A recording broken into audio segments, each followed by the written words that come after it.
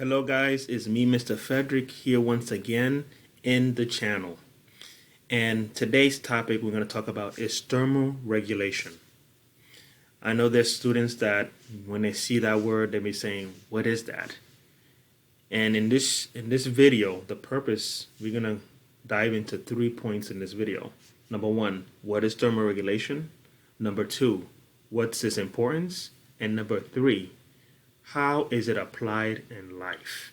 So get ready. We're going to begin to understand these concepts right now. So as you see in this slide, we can learn about thermoregulation and its processes. And thermoregulation basically is the process that allows your body to maintain its core internal temperature. So it's basically how your body is able to keep the temperature in your body regulated at a consistent basis. All right. So in this picture you see here, in the left, you see normal blood flow. All right. The blood is flowing from top to bottom, from head to toe, nice and good. But the blood flow is different when it's under heat stress. So it has to move the blood more, the blood vessels have to expand so that you can cool off. That we will get into that later, okay?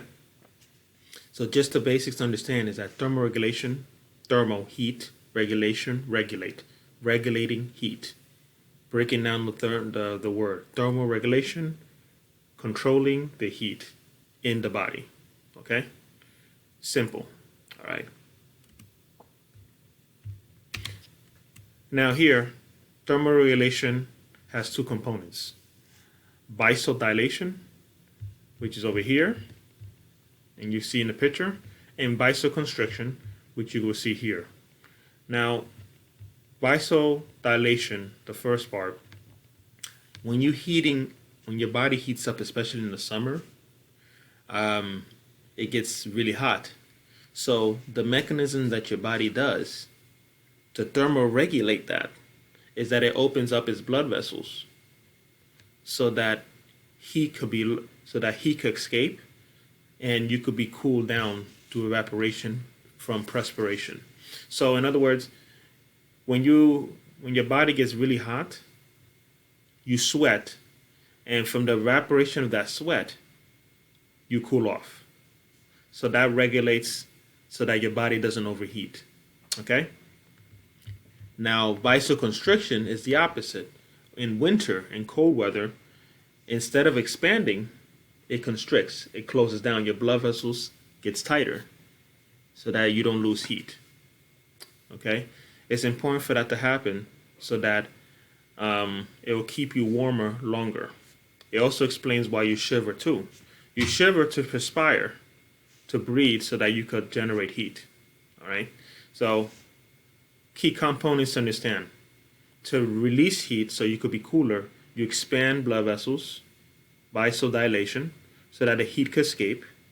And to stay warmer, you vasoconstrict by getting tighter, the blood vessels, so that you can keep heat longer. Okay? Now, thermal equilibrium. There's a point in materials and in the body where we have to get into thermal equilibrium. So basically what that is like the word indicates, equilibrium means balance, thermal, heat. So the balance of heat. So here's an example here where we see things that are hot, warmer objects always moves to cooler objects. Warmer moves to cooler. It does that until eventually both objects become thermoregulated. They both reach at thermal equilibrium where they both have the same temperature. All right? And then when that happens, the transfer heat pretty much stays the same. It goes slow. It's not as fast when it started when it was warm over here, cool over here. It started going fast and in that one direction. But once they both have the same temperature, it pretty much stabilizes. Okay? So a temperature difference causes heat energy to flow to bring systems into equilibrium. So it's like a person drinking tea here. At first, when you hold it in your cup with this cover here, because if you don't put the cover there, it's going to burn your hand. But with this cover here, you still feel the heat, but not as much. But you see that the heat of that cup transfers to your hand. Your hand is cooler than that cup. But eventually, you're going to see and you're going to feel that both the cup and your hand is going to be in the same temperature. And you're not even going to notice the difference too much in the temperature. Okay? So here is thermoregulation. What is its importance? So it's important because if our body doesn't thermoregulate, we could pretty much die. Okay, so if you don't sweat when you overheat, it could lead you to heat exhaustion. If you don't warm up when you're cold, you could lead into what we're going to talk about later, hypothermia. Very interesting topic to understand, and we're going to get into that later. Okay? Very good point. So understanding that the normal human body temperature is 98.6 degrees. Okay? That is the standard, and this is in Fahrenheit. I want to be clear with that. 98.6 degrees Fahrenheit. Okay? As you know, how does it apply in life? We know that in this time there's a pandemic, and the pandemic is, in this 2020, the coronavirus. And one of the symptoms is that it gives you a fever. So how does it apply? Why is it important to know your body temperature? Because if you know that the normal body temperature is 98.6 degrees, and one of the symptoms is a fever for the coronavirus, what does that indicate? That indicates that if you have a fever, it has to be higher than 98.6 degrees. And if you higher than 98.6 degrees, it's a fever. All right? Fevers are usually higher in that temperature. It would go to 100 or, usually around 100, 101, etc. Okay? So those are something that you could see. That's why you see people today with a thermometer pointing at the foreheads of people that have that condition to see if they're getting a fever. Okay? So that's one way you could see it. Another application that you see is when doctors check your temperature when you go to a checkup to see that you're healthy and your temperature is at normal, as indicated, 98.6 degrees. Okay. Now, here's the two conditions that I was mentioning earlier. Hypothermia is a condition which occurs when the body starts losing heat more quickly than it can produce it, resulting in the body temperature going down rapidly. So you're losing so much heat that more than you're generating, that you become really cold.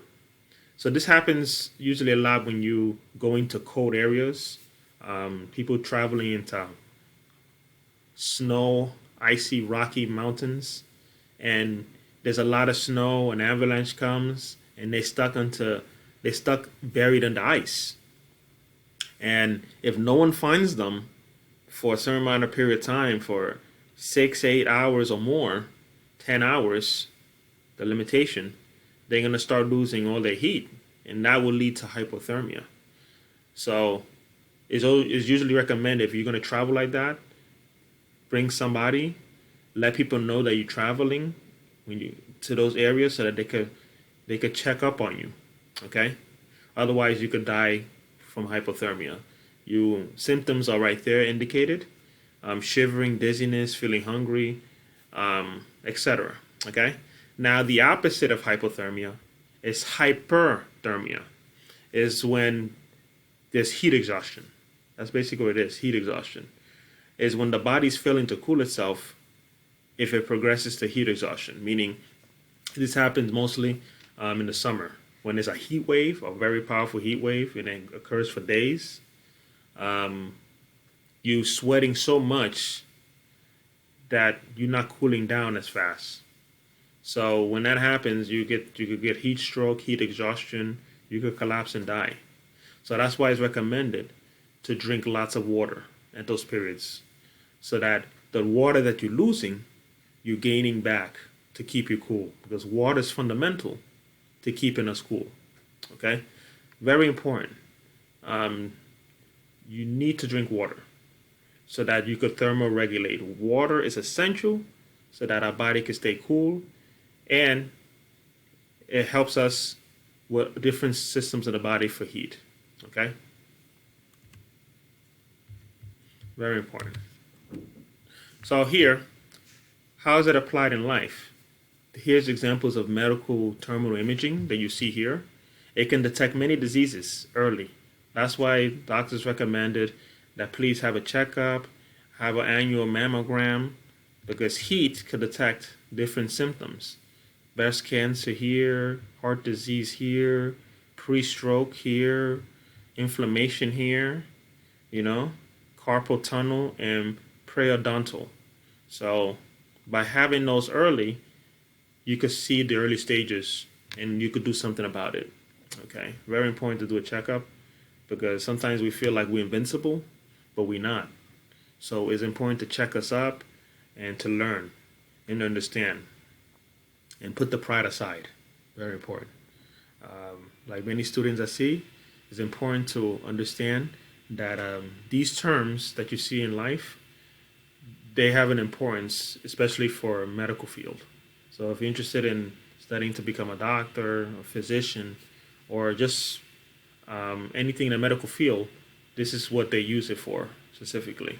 Okay, other applications in life is understanding your health risk and how to stay healthy and strong. Okay, also you want to understand that thermoregulation is pretty much hemostasis, keeping your body temperature regulated at all times. That's what makes us.